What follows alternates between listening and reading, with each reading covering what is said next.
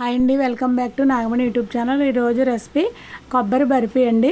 Sweet చేస్తున్నాను చూసేయండి. దానికి కావాల్సిన ఐటమ్స్ అన్నీ: ఒక కప్పు కొబ్బరి తీసుకున్నానండి, దానికి 1.5 షుగర్ వేసుకోవాలి.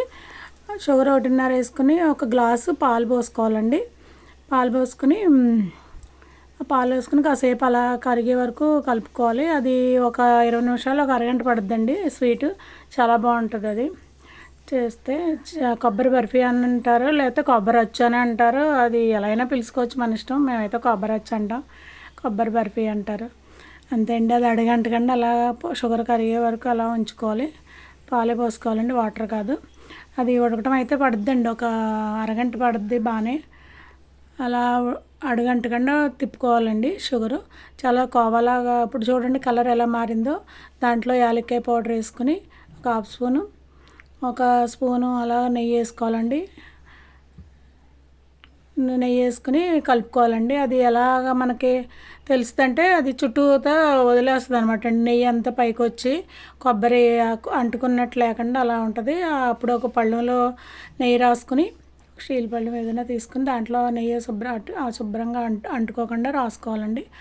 నెయ్యి రాసుకున్న తర్వాత ఇది బాగా ఉడికిన తర్వాత ఆ చుట్టూరు అది ఎలా అంటే తెలుస్తుంది మనకి, ఉడికేటప్పుడు తెలుస్తుందండి. అది దగ్గరికి వచ్చి బాగా దగ్గరికి రావాలి మనకి. ఇంకా టైం పడుతుందండి, ఇంకో 10 నిమిషాలు అలా ఉడికించుకోవాలి. అంటనివ్వకూడదండి. అంతేనండి. ఇప్పుడు చూడండి ఇంకొంచెం దగ్గరికి వచ్చేస్తుంది కదా, లేకుండా మైసూర్ పాకంలాగా. ఎలా అంటే మనకి గిన్నె వదిలేస్తుంది అనమాట. అప్పుడు పళ్ళెంలో పోసేసుకున్న తర్వాత మనకి నచ్చిన షేప్లో ముక్కల కింద కట్ చేసేసుకోవడమేనండి. అంతే. ఇంకా రెసిపీ కొబ్బరి బర్ఫీ స్వీటు చాలా బాగుంటుందండి. మీరు కూడా ట్రై చేయండి. ట్రై చేసి అది నేనేంటంటే కొంచెం బాగా ముదరలేదండి, ఎందుకంటే కోవాలా ఉండాలని మెత్తగానే తీసుకున్నాను. అదే ఇంకా కొంచెం ఎక్కువ ఉడికితే కనుక ముక్కలు కరెక్ట్గా వస్తాయి. కాకపోతే కొంచెం పంచదార బాగా తగులుతుందని నేను మెత్తగానే చేసుకున్నానండి. అలాగే చేసుకోండి మీరు కూడా, బాగుంటుంది. సరే అండి, బాయ్ అండి. నా ఛానల్ కనుక నచ్చినట్లయితే లైక్ చేయండి, షేర్ చేయండి, సబ్స్క్రైబ్ చేయండి.